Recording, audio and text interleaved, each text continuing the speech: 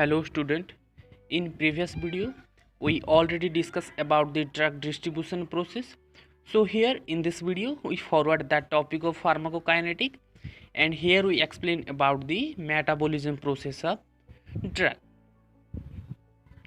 So simply metabolism process we also called it biotransformation process, and it is the enzymatic conversion from one chemical form of a substance to another chemical form of substance.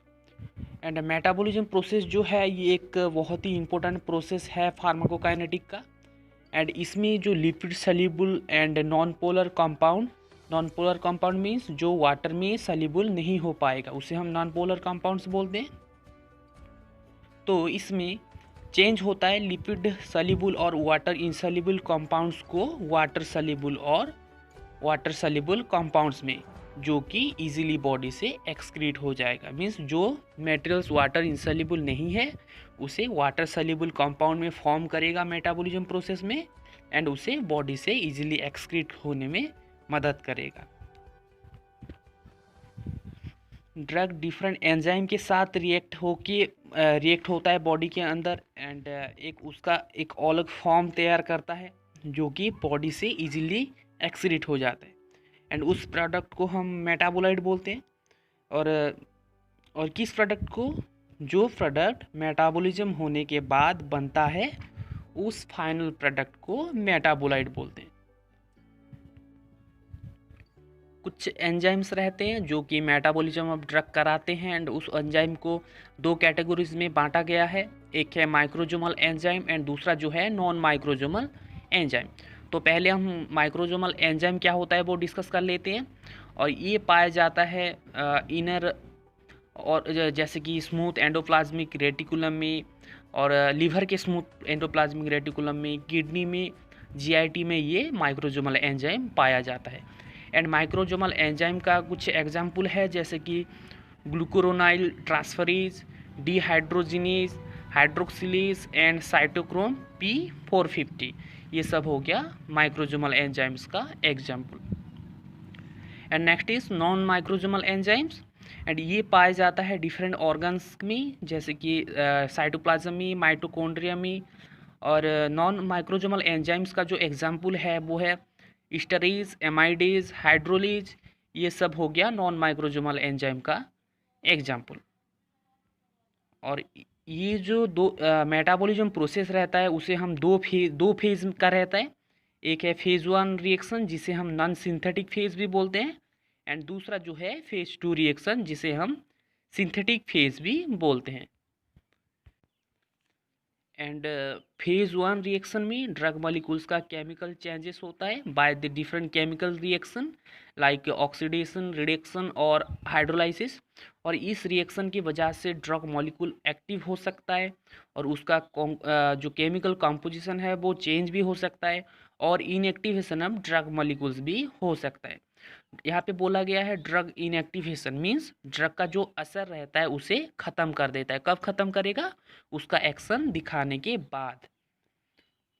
और जो phase 2 reaction रहता है जो कि जिसे हम synthetic phase भी बोलते हैं, ये एक कॉन्जुगेट फॉर्म करता है। और ये कॉन्जुगेट मीन्स एक मॉलिक्यूल्स और एक मॉलिक्यूल्स के साथ मिलकर एक एडिशन प्रोडक्ट बनाता है और एक मिक्सचर प्रोडक्ट बनाता है।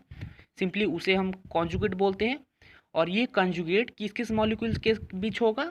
जो प्रोडक्ट ड्रग और जो प्रोडक्ट फेज 1 रिएक्शन में मिला, जो मेटाबोलाइट्स मिला फेज 1 रिएक्शन में उसका, और दूसरा जो है एक एंडोजिनस सब्सटेंस जो कि ऑलरेडी बॉडी में पाया जाता है जैसे कि कार्बोहाइड्रेट, एमिनो एसिड, एंड ये दो चीज़ मिलके एक कॉन्जुगेट प्रोडक्ट बनाते हैं। और ये जो कॉन्जुगेट है और ये जो कॉन्जुगेट है उसे ये जो कॉन्जुगेट मेटाबोलाइट्स भी बोलते हैं और वाटर सल्यूबल मेटाबोलाइट्स भी बोलते हैं, जो कि इजीली बॉडी से रिमूव हो जाता है और एक्सक्रीट हो जाता है through the urine and stool.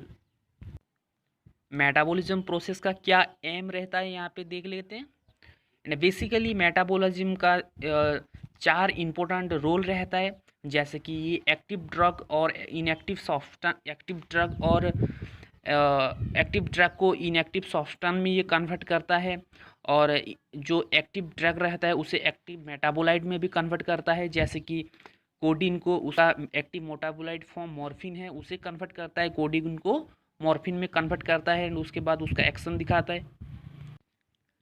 यहाँ पे मैंने बोला कि एक्टिव ड्रग और एक्टिव ड्रग को इनएक्टिव सब्सटेंस में बदल देता है। तो यहाँ पे तुम लोगों के मन में एक क्वेश्चन आ सकता है कि ड्रग अगर इनएक्टिव हो जाएगा तो उसका एक्शन कैसे दिखाएगा। तो ये जो पॉइंट है, जो एक्टिव ड्रग को इनएक्टिव सब्सटेंस में कन्वर्ट होना, इसका मतलब होता है कि ड्रग अपना एक्शन दिखाने के बाद इनएक्टिव होगा, पहले नहीं। अब ड्रग का जो असल एक्शन जो रहता है, नेचुरल एक्शन जो रहता है, वो दिखाने के बाद वो इनएक्टिव होके और न्यूट्रल होके बॉडी से एक्सक्रीट होगा। और दूसरा एम है मेटाबॉलिज्म का, ये एक्टिव ड्रग को एक्टिव मेटाबोलाइट में कन्वर्ट करता है। जैसे कि कोडीन का जो एक एक्टिव ड्रग है उसे एक्टिव मेटाबोलाइट फॉर्म मॉर्फिन में कन्वर्ट करता है। एंड तीसरा जो एम है वो है मेटाबॉलिज्म के दौरान इनएक्टिव ड्रग जो कि हम उसे प्रो ड्रग भी बोलते हैं, वो उसे एक्टिव ड्रग में कन्वर्ट कराता है एंड उसके बाद उसका एक्शन दिखाता है। और जैसे कि लेवाडोपा एक ड्रग है, उसे हम अगर लेते हैं तो वो डोपामाइन में कन्वर्ट होगा एंड उसका एक्शन दिखाएगा। और ये यहाँ पे जो second and third point correlate है। एंड कुछ टाइम ये एक्टिव ड्रग टॉक्सिक सब्सटेंस में भी कन्वर्ट हो जाता है, जो कि हमारे बॉडी के लिए बहुत ही हार्मफुल है। जैसे कि सोम टाइम पैरासीटामोल कन्वर्ट हो जाता है एन एसिटाइल बेंजोक्विनोन में कन्वर्ट हो जाता है, जो कि हमारे लीवर के लिए हार्मफुल है। Next we discuss what are the organs helps for the metabolism process, और कौन कौन से ऑर्गन मेटाबॉलिज्म प्रोसेस में कराने में मदद करते हैं। जैसे कि लीवर, और लीवर को हम मेन ऑर्गन ऑफ मेटाबॉलिज्म भी बोलते हैं। लीवर को छोड़ के kidney, intestine, lungs, skin, adrenal gland and brain, ये सब में भी ड्रग कुछ मात्रा में मेटाबोलाइज्ड होते हैं, लेकिन ज़्यादातर metabolism of drug carry out in liver. So next, there are some factors which affect the metabolism process we discuss here, and there are some chemical and biological factors are present which affect the metabolism process of drug. And first chemical factor is enzyme induction, और इस factor में drug का जो metabolism properties रहता है वो बढ़ जाता है कुछ केमिकल्स और कुछ ड्रग के कारण, और उस प्रोसेस को हम एंजाइम इंडक्शन बोलते हैं। मतलब एंजाइम का जो मेटाबॉलिज्म प्रॉपर्टीज़ है वो यहाँ पे बढ़ जाता है।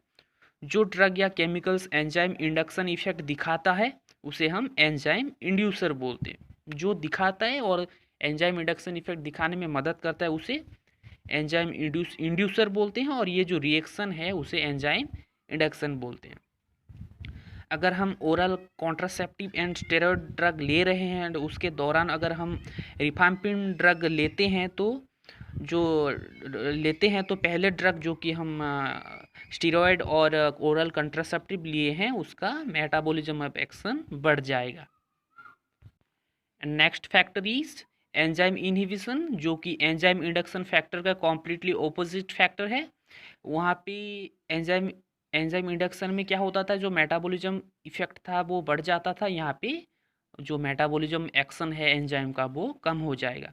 जैसे कि टर्फिनाडाइन ड्रग लेने के दौरान अगर हम एरिथ्रोमाइसिन या कीटोकोनाजोल ड्रग लेते हैं तो ये टर्फिनाडाइन ड्रग का मेटाबॉलिज्म प्रोसेस को हैम्पर करेगा और उसका मेटाबॉलिज्म प्रॉपर्टीज को रिड्यूस कर देगा। Next, some environmental chemicals are also responsible for affect the metabolism process of drug. जैसे कि सिगरेट स्मोक हो गया या डीडीटी एंजाइम्स एक्टिविटी को बढ़ा देते हैं। ये जो स्मोक है और या डीडीटी ही एंजाइम एक्टिविटी को बढ़ा देते हैं, और साथ ही साथ कुछ टाइम्स ये एंजाइम एक्टिविटी को कम भी कर देते हैं। और कुछ इंसेक्टिसाइड है जैसे कि heavy metals, nickel, cobalt nickel and cobalt, ये ड्रग मेटाबॉलिज्म एबिलिटी को कम कर देते हैं।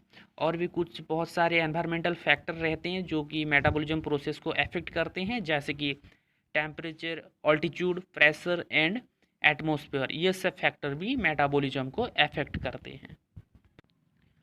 And next is biological factor, and the first biological factor is as.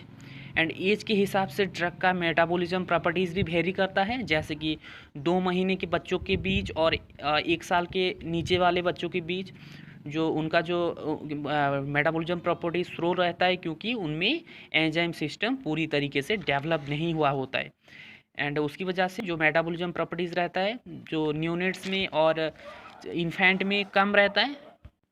For example caffeine का जो हाफ लाइफ पीरियड रहता है वो 4 दिन का रहता है बच्चों में, जो कि 4 घंटा ही सिर्फ रहता है एडल्ट में।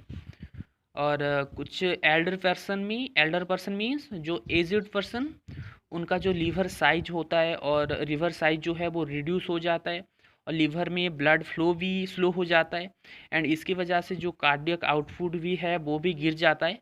एंड इन सब कंडीशन की वजह से ड्रग का जो मेटाबॉलिज्म प्रॉपर्टीज़ रहता है एल्डर पर्सन में वो स्लो हो जाता है। जैसे कि क्लोरमीथाजोल का जो बायो अवेलेबिलिटी है वो हाई रहता है, तो हम इस ड्रग को लेस डोज में प्रेस्क्राइब कर सकते हैं in case of adult person. And next biological factor is diet. हमारे खान पान के ऊपर भी ड्रग का मेटाबॉलिज्म प्रॉपर्टीज़ डिपेंड करता है, जैसे कि लो प्रोटीन डाइट मेटाबॉलिज्म डिक्रीज कर देता है, and high protein diet metabolism properties को इंक्रीज कर देता है। And next is grep fruit. और ये जो ग्रेप फ्रूट है बहुत सारी ड्रग के साथ ये इंटरेक्ट होता है, एंड उसका मेटाबॉलिज्म प्रॉपर्टीज़ कम कर देता है। तो हम जब भी हम ड्रग ले रहे होते तो ये ग्रेप फ्रूट जो है हमें नहीं लेना चाहिए। और ज़्यादातर डाइट का मतलब बहुत लोग समझते हैं कि रूखा सूखा खाना खाना होता है, और जैसे कि ऑयली खाना नहीं खाना होता है, ये सब को डाइट बोलते हैं ज़्यादातर लोग। लेकिन और जैसे कि बोलते हैं ना सोसाइटी में कि मैं डाइटिंग कर रहा हूँ, तो इनडायरेक्टली वो ये कहना चाहता है कि मैं कम खाना खा रहा हूँ। तो डाइटिंग का मतलब कम खाना खाना नहीं होता। डाइटिंग का मतलब जो होता है बॉडी को उतना न्यूट्रिशन प्रोवाइड करना जितना उसे चाहिए। तो आगे से जो कोई भी बोलेगा तुम्हें कि मैं डाइटिंग कर रहा हूँ या इनडायरेक्ट कम खाना खा रहा हूँ, तो उसे ये डाइटिंग का जो प्रॉपर डेफिनेशन है उसे समझा देना। And the next factor is sex difference. Male and female में ड्रग मेटाबॉलिज्म डिफर करता है, क्योंकि वुमेन स्ट्रक्चर पूरी तरीके से अलग रहता है मैन कंपेयर में। So most of the time women are more susceptible और सेंसिटिव टुवर्ड्स द ड्रग। और ये जो सेक्स रिलेटेड डिफरेंस है ज़्यादातर सेक्स हार्मोन की वजह से रहता है, एंड इसकी स्टडी हम रैट की मदद से करेंगे और करते हैं। एंड उसमें पाया जाता है कि मेल रेट का जो ड्रग मेटाबॉलिज्म प्रॉपर्टीज़ है वो ज़्यादा रहता है as compare to female rate. Like benzodiazepine metabolism female में स्लो होता है as compare to male. So benzodiazepine require in case of female the dose of benzodiazepine is less as compared to male. And next factor is pregnancy। और ये pregnancy में बहुत सारी physiological changes होता है प्रेगनेंसी के दौरान, और वो चेंजेस ड्रग मेटाबॉलिज्म प्रॉपर्टीज़ को अफेक्ट करते हैं। और प्रेगनेंसी के दौरान कुछ हार्मोन्स की मात्रा जो बढ़ जाता है, जैसे कि oestrogen, progesterone, placental growth hormone and prolactin. And इन सब चेंजेस की वजह से ड्रग का जो मेटाबॉलिज्म प्रॉपर्टीज़ रहता है वो अफेक्ट होता है। जैसे कि प्रोमाजिन एंड पैथिडाइन ड्रग जो है उसका मेटाबॉलिज्म प्रॉपर्टीज़ प्रेगनेंसी के दौरान कम होता है। And next is disease state. Next biological factor is disease state. And अगर हम किसी बीमारियां से जूझ रहे हैं तो उस दौरान ड्रग का जो मेटाबॉलिज्म प्रॉपर्टीज़ है वो हैम्पर होता है। और सिमिलरली जैसे कि बीमारियां जैसे कि और डिजीज़ जैसे कि liver cirrhosis, jaundice, malaria, diabetes, इन सब बीमारियों में ये ड्रग का मेटाबॉलिज्म प्रॉपर्टी को अफेक्ट करता है। जैसे कि मैं पहले भी बोल चुका हूँ, लीवर हमारा मेन ऑर्गन होता है मेटाबॉलिज्म प्रोसेस का। और बीमारियां के दौरान ये जो और बीमारी के दौरान ये जो बीमारियां हैं वो लिवर एंजाइम एक्टिविटी, और लिवर का जो एंजाइम एक्टिविटी होता है ब्लड फ्लो को कम कर देता है, और जो plasma binding of drug nature होता है उसे भी कम कर देता है, एंड उसकी वजह से ड्रग मेटाबॉलिज्म प्रॉपर्टीज़ को वो हैम्पर्ड करता है। And next factor is hormonal imbalance. And hormone की लेवल बढ़ जाएगा तो मेटाबॉलिज्म प्रॉपर्टीज़ भी बढ़ जाएगा, और हार्मोन्स का लेवल जो है अगर कम हो रहा है तो मेटाबॉलिज्म प्रोसेस को वो भी अफेक्ट करेगा। तो एड्रेनेक्टोमी और थायरॉयडेक्टोमी ये एक सर्जिकल रिमूवल प्रोसीजर है। जब एड्रेनल ग्लैंड और थायराइड ग्लैंड में इन्फ्लेमेशन हो जाता है, ट्यूमर हो जाता है, और किसी भी कंडीशन ये जो स्ट्रक्चर है उसमें अगर बीमारियां होती हैं तो ये सर्जरी प्रोसेस करके उसे और उसका कुछ पार्ट या कम्प्लीटली उसे रिमूव करते हैं। और इसके दौरान और डायबिटीज़ से सफ़र्ड होंगे उसकी वजह से, एंड जो उसका जो एंजाइम्स एक्टिविटी है वो इम्बैलेंस हो जाएगा, और जो रेट ऑफ मेटाबॉलिज्म प्रोसेस है वो स्लो हो जाएगा। तो सिंपली एक चीज़ हमें ध्यान रखना होगा कि मेटाबॉलिज्म हो या हार्मोन्स हो या हमारा खान पान हो, ज़्यादा होने से भी हमें मुसीबत पैदा करता है, और कम होने से भी मुसीबत पैदा करता है।